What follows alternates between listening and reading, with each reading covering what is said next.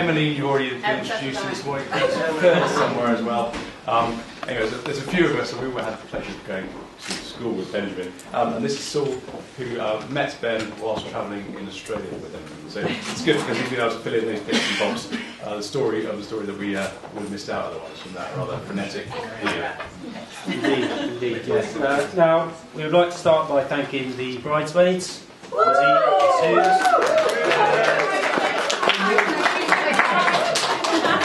Little bridesmaid, Courtney. Oh, okay, fair enough, probably fair. Yeah, thank the bridesmaids for their excellent contribution to making today such a great success. I'm sure you'll all agree with us that they all look fabulous. But as is right, despite looking wonderful, they're outshone today by Katie. Did we know that for you? No, I didn't.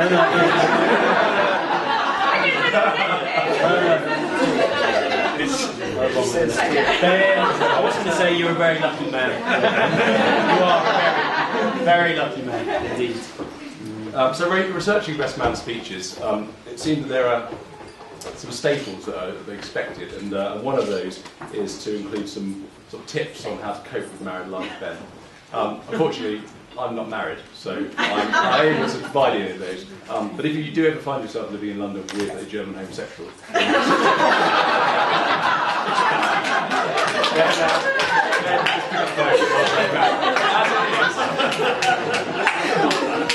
as it is, Saul and Natalie have been married for just a little bit over a year. They celebrated their anniversary, I think, only last week.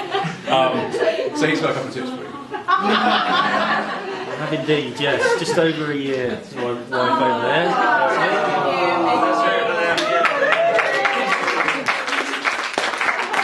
12 wonderful months. I have got a few pointers. Firstly, on a sort of serious note, remember, a successful marriage requires falling in love many times, always with the same person. Katie, one for you. In order to be happy with a man, you must understand him a lot and love him a little. And Benny, to be happy with a woman, you must love her a lot and never try to understand her. And finally, this one served me quite well in the last 12 months. Ben, a husband's last words to his wife should always be, "Okay, darling, buy it." So needless to say, it's a huge privilege for us to be here and have the opportunity to support Ben on this massive day for him. I think the best men are supposed to kind of help organise and make sure things run smoothly. But to be honest, it's been so meticulously planned, even down to the fact that our socks have been chosen for us. We haven't had to do any planning at all. So thank you, Katie, and thank you, Ben, for going to pick them up. Now, I guess some of you will have only met Ben in the last few years, and he's probably developed a rather kind of civilised aura. The international jet setting, which has been in Las Vegas. The sporty coupe, the top executive. But it's all quite a long way from where we started out, in the sort of satellite villages of Cheltenham, Woodmancote and Gotherington, we're both from. And with your permission, I'd just like to take you back to the 1990s. So I had the pleasure of growing up with Ben throughout our teenage years. It was a pretty rock and roll lifestyle of part-time employment in retail. Ben worked in the post office, I worked in the bakery at Sainsbury's. Highlights, well, there was a bit of mountain biking on Cleve Hill. Occasionally we played doubles badminton with Emily. What else? We really pushed the boat out and was 10-pin bowling down Kingsbridge Lane.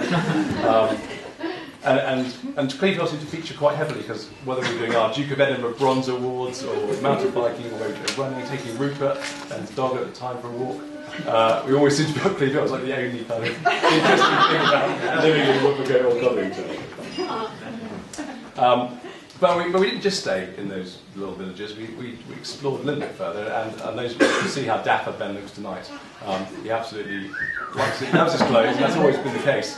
So we did spread our wings a little bit further, went as far as Gloucester,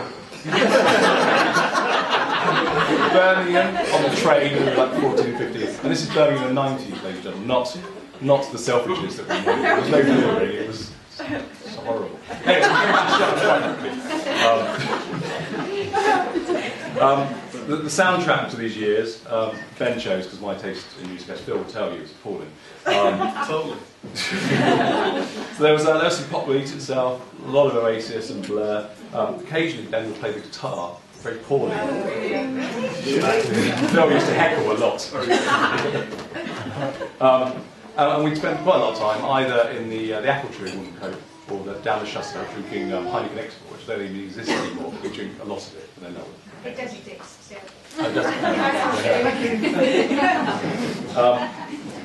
The other big part of our sixth form life was being at Gas nightclub. Some of you will remember. It was a horrific place. With terrible, terrible beer and awful hangovers.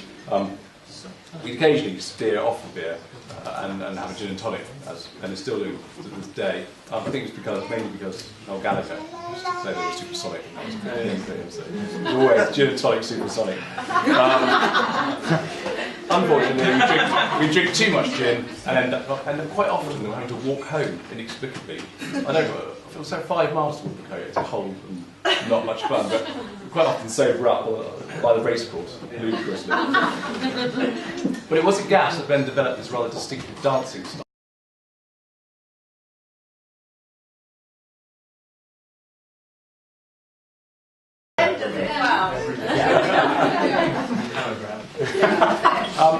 It's unique, but actually quite successful, and it was this dancing style that actually led almost directly to Ben having one of his most exciting, I think one of the most exciting things that happened in his life prior to meeting Katie.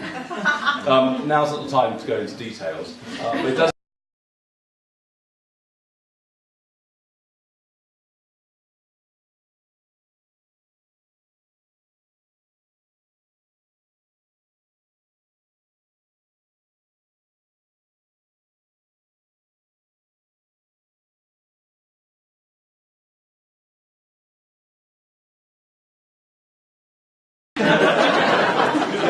Moving swiftly on. At this point, you're probably thinking, God, are they going to provide a full chronological history of Ben's life? We've only managed to get to age 21. Apart from the skinny tipping, it's been pretty tame so far. The good news is that the years that followed were so debauched, we've only managed to find one anecdote that would make it past our censors. So in order to pad it out a little and introduce some audience participation, that's you, and to check you're still awake, of course, we've drawn inspiration from David Mitchell's Radio 4 show, The Unbelievable Truth. For those of you not aware of the show, I wasn't, the idea is that you, as the audience, should try to determine which of the following possible reasons for Ben's blushes are true and which are vicious lies designed to embarrass him in front of his friends and his family. A special day. Got it? Yes. That makes sense. Good. Right, let's begin. Let's get this done. Later, in his 20s, Ben headed off on a voyage of exploration with Emily to backpack around Australia. And it was here that we met and we became good friends. Didn't we? We did. Yeah. That's not true. Yeah. During this trip, the following happened. It's April 2000 and Ben and I were in Sydney. We each found different jobs to fund our travels. And one lunchtime, Ben called me. He sounding panicked, asked me to hurry and meet him in the cafe of department store David Jones.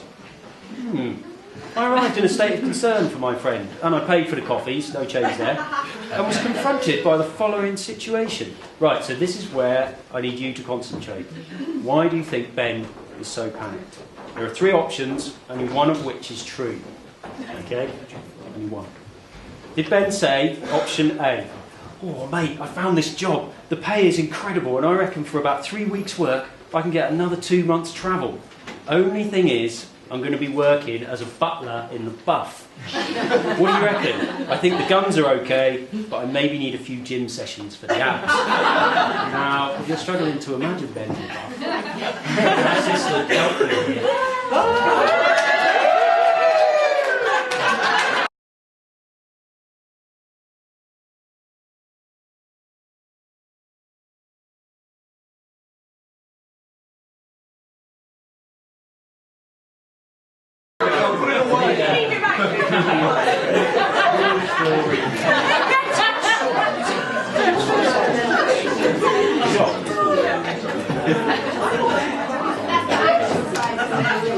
Anyway, option A. Option A, butler in the hut. Sorry, come on. Give it to the lady there with the walking stick.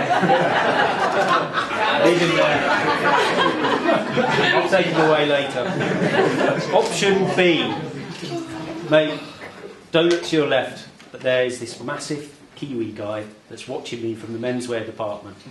He's just approached me and told me that I have luscious lumps. And I'm scared to leave in case he follows me. You distract him and I'll leg it. Or, finally, option C. Mate, I need to borrow your ID again. The girl on the counter reckons I'm underage to buy the lager and lip gloss in my basket.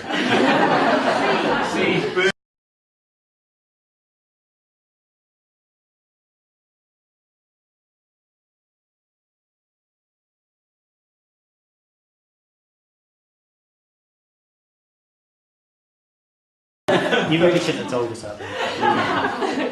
Fair play. But that was all in the past. Ben's now reached the ripe old age of 35. It's time to put aside his childish ways and let Katie make an honest man of you. I think you'll agree, ladies and gentlemen, that you've chosen extremely well, Ben. Yeah.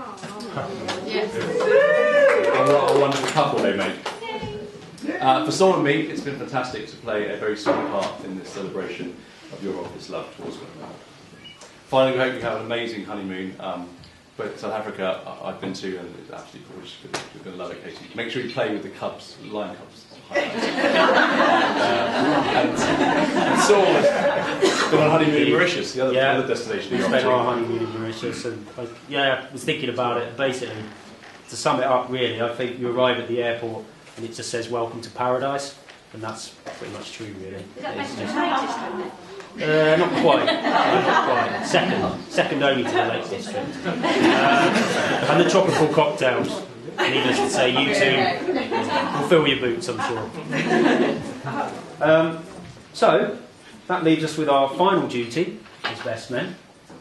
And this is to thank you all on behalf of the entire wedding party for coming to share in this fantastic occasion.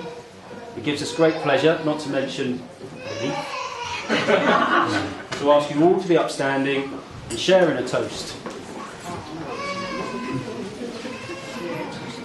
To the bride and groom, Ben and Katie, Mr. and Mrs. Chapman.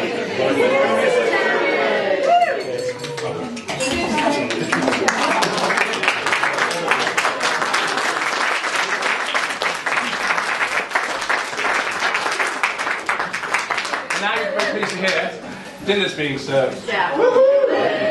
That's at your left. Thank you. All right.